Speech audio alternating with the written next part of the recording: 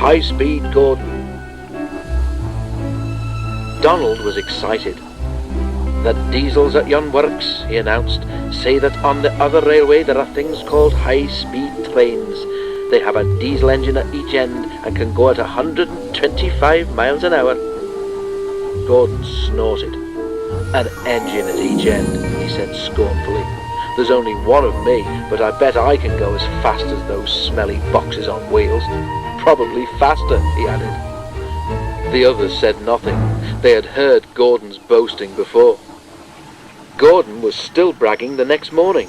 "Speed's nothing to me," he said. "Why, one of my Doncaster cousins went at 126 miles an hour. I'll show these diesels a thing or two. Just you wait and see." He puffed grandly towards the station.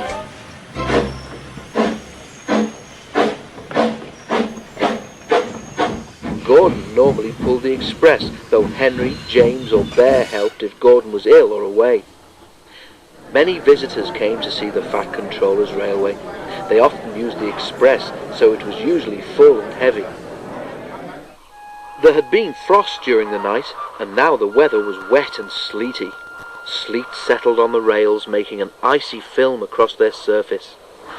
The carriages of the express stood under the cover of the station roof, but when Gordon was coupled to them, his cabin front end had to stand outside.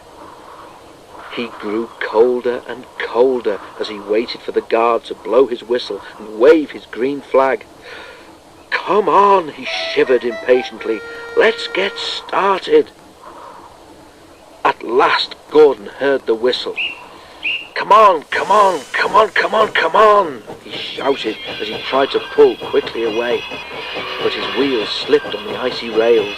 The sudden movement made water in his boiler surge forward, and Gordon's driver could not shut off steam.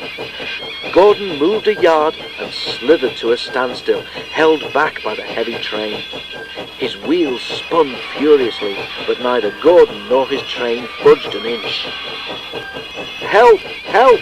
wailed Gordon despairingly, but nobody could. His wheels spun until his rods ached, but he could do nothing to stop them. His driver tried every trick he knew. An inspector came and tried some more, but it was no good. The Fat Controller came to see what the fuss was about. He said several things to Gordon, but Gordon was making so much noise that he couldn't hear them. Sparks showered from the rails, but Gordon's wheels went on spinning. It was a quarter of an hour before Gordon had used up all his steam. Reduced pressure allowed the driver to close the regulator, and with a deep sigh of relief, Gordon felt his wheels stop turning. The silence was amazing. Donald came to take Gordon to the shed. And Henry came to pull the express.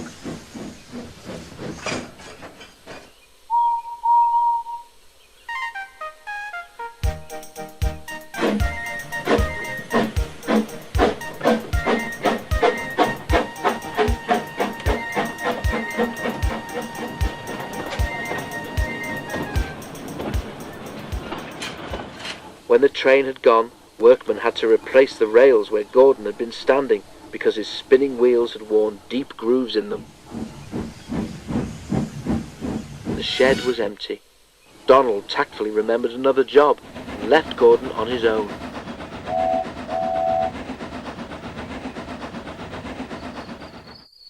But that night Gordon heard a whisper from close by. "Did you hear?" it hissed.